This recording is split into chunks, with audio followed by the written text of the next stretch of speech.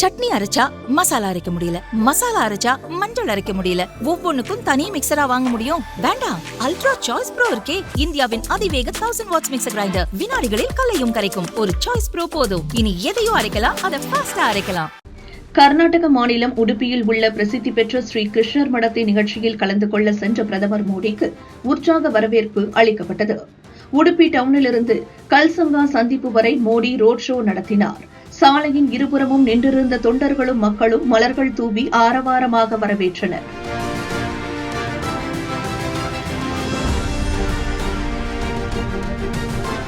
உடுப்பி கிருஷ்ணர் கோயிலில் பிரதமர் மோடி வழிபட்டார். கருவறையில் உள்ள கிருஷ்ணரை 9 ஜன்னல்கள் வழியாகத்தான் பக்தர்கள் தரிசிக்கின்றனர். இந்த ஜன்னலுக்கு கனகன கிண்டி என்று பெயர். துறவி கனகதாசர் கிருஷ்ணரை தரிசித்ததாக நம்பப்படும் ஜன்னலுக்கு தங்க கவசம் வேயப்பட்டுள்ளது. அதை பிரதமர் மோடி திறந்து வைத்து அந்த ஜன்னல் வழியாக கிருஷ்ணரை தரிசித்தார். கருவறை முன்பாக தங்கக்கூரை வேயப்பட்டு புதுப்பிக்கப்பட்ட ஸ்வர்ண தீர்த்த மண்டபத்தையும் பிரதமர் மோடி திறந்து வைத்தார்.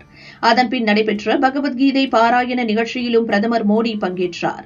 பிரதமருடன் சேர்ந்து மாணவர்கள், துறவிகள், அறிஞர்கள் உட்பட சுமார் 1 லட்சத்திற்கும் மேற்பட்டோர் ஒரே நேரத்தில் பகவத்கீதை பாராயணம் செய்தனர். இந்நிகழ்ச்சியில் உரையாற்றிய பிரதமர் மோடி, பகவான் கிருஷ்ணரின் போதனைகள் அனைத்து யுகங்களிலும் நடைமுறைக்கு ஏற்றவை.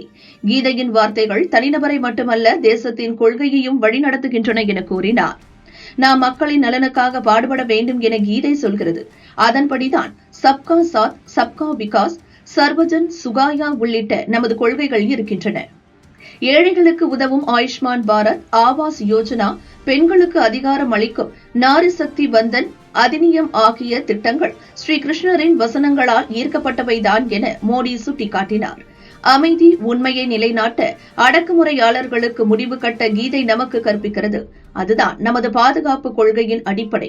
இந்த உறுதியை ஆபரேஷன் சிந்தூரில் நாடு பார்த்தது. மிஷன் சுதர்ஷன் சக்ரா மூலம் நாடு முழுவதும் பாதுகாப்பை பலப்படுத்தியுள்ளோம். எதிரிகள் ஊடுருவ துணிந்தால் சுதர்ஷன் சக்ரா அவர்களை அழித்துவிடும்.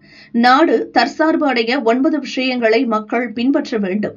தண்ணீர், நதிகளை பாதுகாப்பது, மரக்கன்றுகள் நடுவது, வறுமையில் இருக்கும் ஒருவரையாவது முன்னேற்றுவது, சுதேசி இயக்கத்தை ஊக்குவிப்பது, இயற்கை விவசாயம், எண்ணெய் பயன்பாட்டை குறைப்பது, யோகாசனம் செய்வது, பண்டைய நூல்களை பாதுகாப்பது, நாட்டில் பாரம்பரியத்துடன் தொடர்புடைய குறைந்தது 25 இடங்களுக்கு செல்வது ஆகிய 9 தீர்மானங்களை நாம் கடைபிடிக்க வேண்டும் என்று பிரதமர் மோடி கூறினார்.